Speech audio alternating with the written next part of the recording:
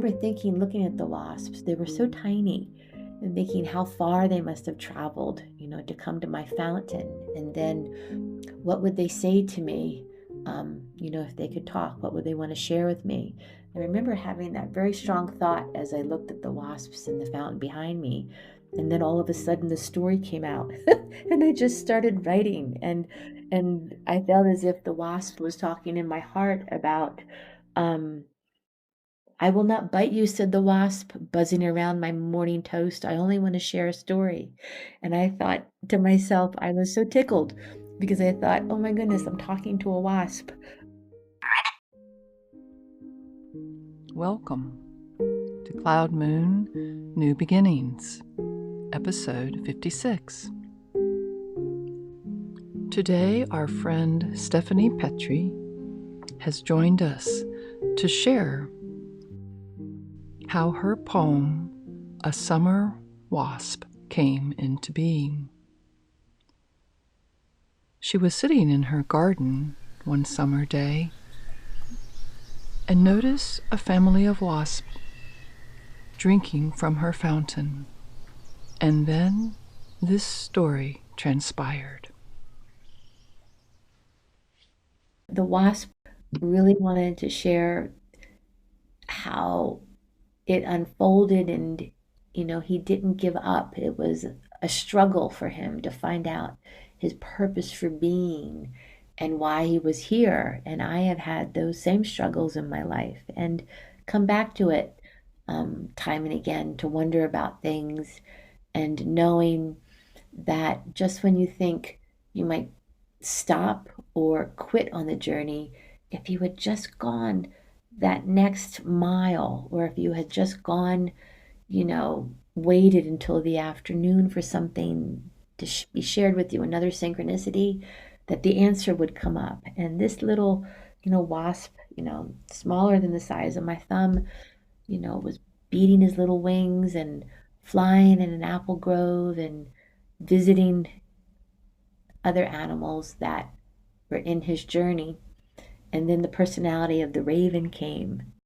Raven had a really kind of big personality to the little wasp, and the contrast, between the two, and the vulnerability of the wasp to ask the raven, even though the raven's eye was bigger than the wasp, to kind of fly up from the apple branch and to look the raven and to have, the courage to do that. And I thought that courage is in each and every one of us, and the courage to find our soul's purpose, which is what I defined in the story, what he was looking for,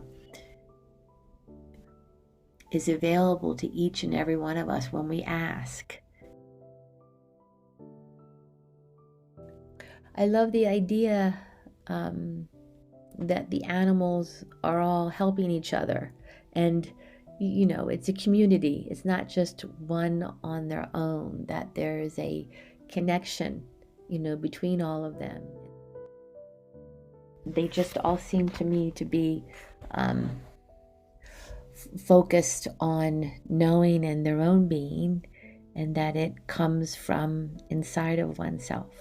And I think that's, for all of us, when we're searching for meaning, we're searching for ways forward in our lives, that the greatest wisdom is inside of our own hearts. And when we stop to take the time to be out in nature, which I believe is the greatest healer, that our heart opens up and we can listen quietly to the wisdom that we were born with.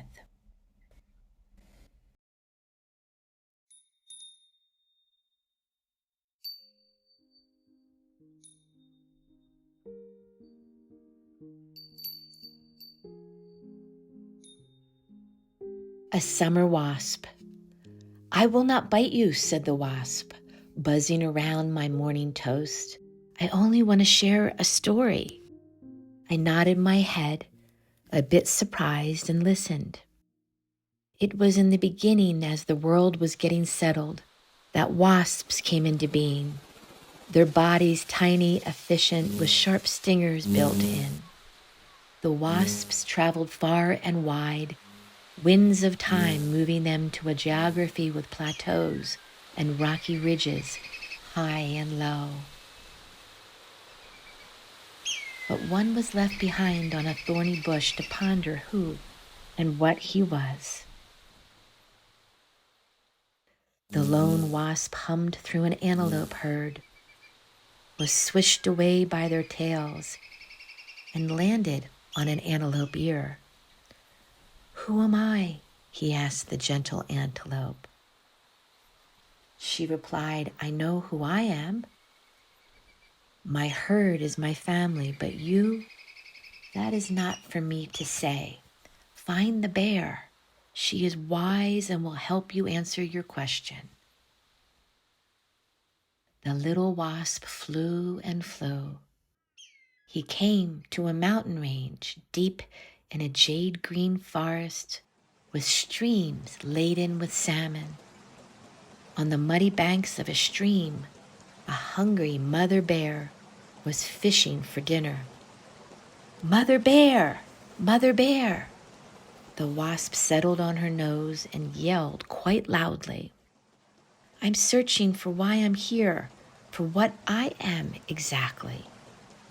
The bear tried to swat him away, but then sat patiently on her haunches. "That is a mystery to me," she said.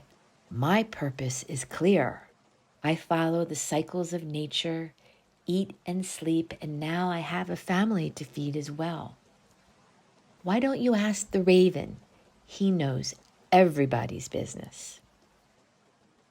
The little wasp sighed. He was tired and hungry, all alone. He didn't feel worthy of this beautiful world. "I'll be on my way. Thank you." It was nightfall. He beat his wings hard and caught a strong breeze that glided him close to the sea. The wasp flew all night long and landed on a treetop of honeyed summered apples. He gorged himself and fell asleep hard, curling his little body around a branch. The call of a raven woke him up.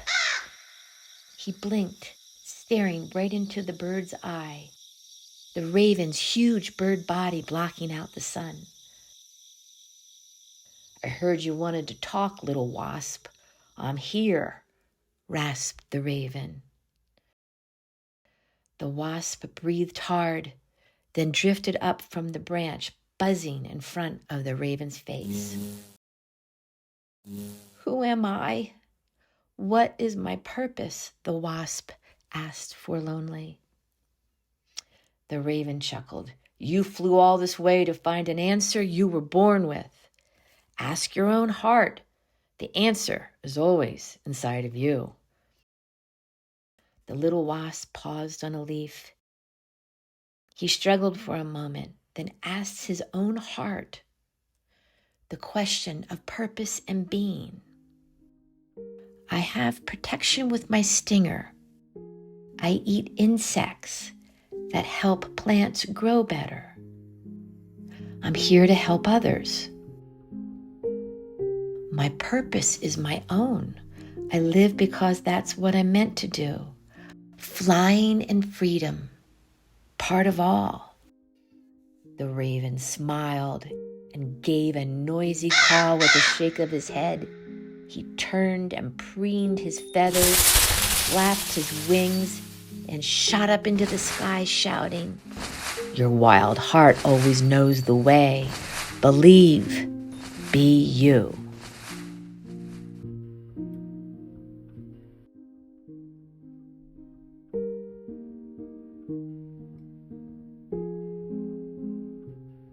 Thank you, Stephanie, for your poem and all your kind encouragements.